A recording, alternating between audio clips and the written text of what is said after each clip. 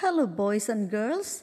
We are now going to read the story about Back to the Beginning, and this is the story one.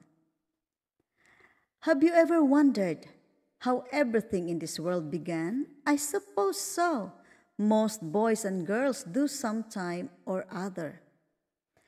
Those beautiful flowers in the garden, for instance, sweet peas, snapdragons, asters, hollyhocks, pansies. Where did they come from? Seeds, you say? True, but whence came the seeds?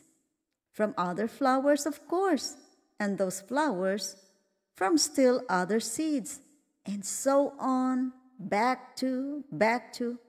well, back to where? There's your dog. Where did he come from? We got him as a puppy, you say, and he was a very fine pedigree. So, that means you know his father's name and maybe his grandfather's, but how about before that? One thing you can be very sure of, your dog's grandfather was once a puppy too. And he had a father and a grandfather and so on. Back to when? Then there's that rooster in your neighbor's yard that's crowing all the time. Where did he come from? An egg, you say? Right. But a hen laid that egg, didn't she? To be sure, she did. And she came from an egg herself not so long ago. And that egg was laid by another hen. And so on back to what? Then there's yourself. Where did you come from? Oh, you say, Mother brought me home from the hospital. I suppose she did, but Mother was a little baby once herself, wasn't she? And so was her mother, and her grandmother, and her great-grandmother, and so on back to, back to whom?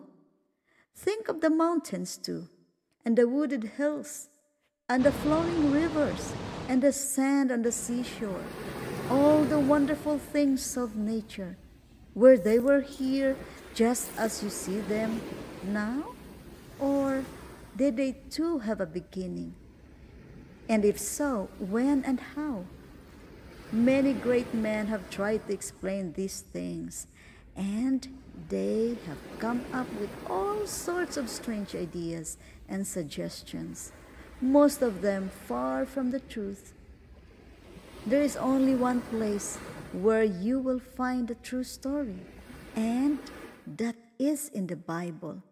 If you will open this book, this wonderful book, you will find that the very first part is called Genesis, meaning the book of beginnings. Here you will find the answer to all your questions. And that reminds me of a little girl I know. Once I asked her which chapter of the Bible she liked best. I thought she would say, the 23rd Psalm, the one that begins, "The Lord is my shepherd." But no, she said, the first chapter of Matthew. I suppose you like it because it tells about how Jesus was born, I said. Oh no, she said, I like it best because it's all about the begats. The what? I asked. The begats, she said. So I opened my Bible and turned to Matthew 1. And there it was.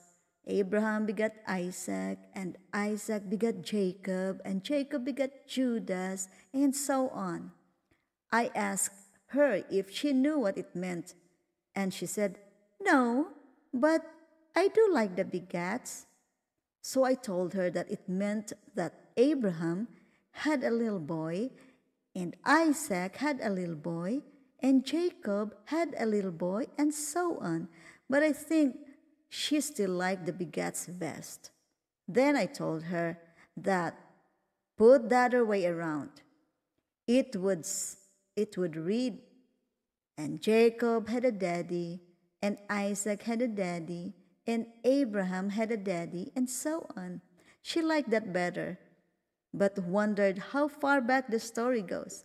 I told her what Luke says about it.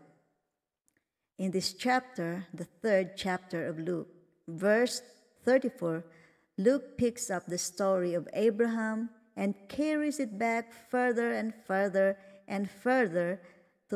He tells us that Abraham was the son of Sarah, which was the son of Nahor, which was the son of Zerah, and so on. Such a strange name, but they were names of real boys in the long, long ago. Then, having told us the names of Abraham's great-grandpa and great-great-great-grandpa, and so on, Luke says that Enos was the son of Seth, which was the son of Adam, which, how very, very wonderful, which was the son of God. There the story ends. And it ends there because it cannot go any further. It goes clear back to God and stops. And that's where you go back to. And daddy and mama and everybody's daddy and mama, everybody's grandpa and grandma, everybody's great-grandma and great-grandpa. They all go back across the years, across the centuries to God. Not to a monkey, not to a tiny tadpole in the sea, but to the great and glorious God who made the world and man. And that's exactly what we read in the first words of the first chapter of the Bible. In the beginning, God.